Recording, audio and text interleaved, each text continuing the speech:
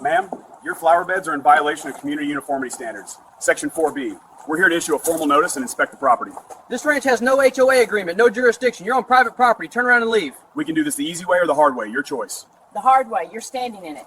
Three men in polo shirts with HOA enforcement stenciled on the back marched up the driveway of a 93-year-old woman's Texas ranch with clipboards and fake authority.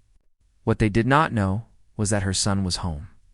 What they definitely did not know was that her son was a Navy SEAL who had been shot at in 5 countries and had never once lost a ground fight. Comment below which country you are watching from. Evelyn Hart had lived on that ranch for over 60 years. The land was fully paid for. Taxes up to date. No legitimate HOA had ever had jurisdiction anywhere near her property because under a Texas property code, no HOA has authority over land without a signed agreement from the property owner.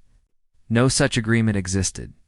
But 3 men showed up anyway, claiming her flower beds violated community uniformity standards, and her barn obstructed HOA view corridors.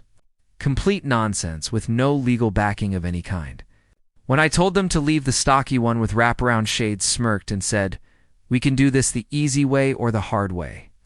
I told him, calmly and without raising my voice, that the hard way was exactly what he was already standing in. Then one of them moved toward my mom, and that ended the conversation entirely. The first one lunged, and I caught his wrist, twisted it, and used his own momentum to send him face first into the gravel. The second reached for my shoulder from behind. I pivoted, swept his legs, and he hit the dirt hard enough to send his clipboard skidding across the driveway. The third froze, then reached inside his polo shirt. I closed the gap, hooked his arm, and pinned him against the barn wall before he could pull out the folding knife he had hidden in there. I asked him calmly why they were really here. He told me my mom was sitting on prime development land and that his boss wanted it and did not take no for an answer. That was everything I needed to hear. This was not an HOA complaint. This was a targeted shakedown using fake authority to pressure a 93-year-old woman into surrendering her property. Under Texas Penal Code, that is extortion.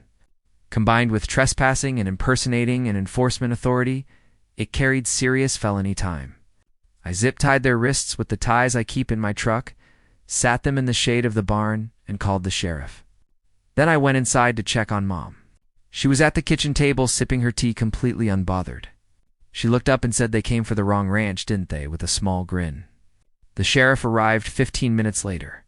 Once he saw the body cam footage, he told me these men were not on any HOA registry and were part of a private enforcement company working for a developer. They had been building a case on this outfit for months. The men were loaded into patrol cars.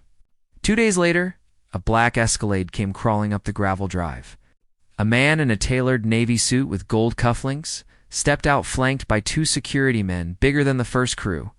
He said there had been a misunderstanding and that he was willing to make everything go away if my mother was reasonable about the situation. I asked him if by reasonable he meant signing over her deed for pennies. He said his investors wanted to develop the land and that I could either take the offer now or deal with his men. His first man stepped forward, and I drove an open palm into his chest hard enough to send him back into the Escalade. The second reached for me, and I hooked his arm, spun him, and put him in the dirt. The boss took a step back. I pulled out my phone and told him he had sent men too. Threatened my mother, and that I had every second on camera, and that I was adding attempted coercion, criminal trespass, and conspiracy to what was already a developing federal case. The sheriff's cruiser came up the gravel before the boss could make it back to his car door. He did not make it inside. Cuffs clicked. The Escalade was towed from our driveway.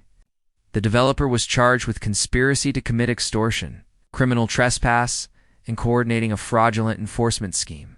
The 3 men from the first visit each received 2 years. The developer faced 5. The ranch stayed exactly where it had always been. Fully owned, fully paid, and not going anywhere. Mom stepped onto the porch as the last patrol car pulled out of sight, her tea steaming in the morning sun. She looked at the empty gravel driveway and said, "Guess we are not selling." I told her no. We were not selling.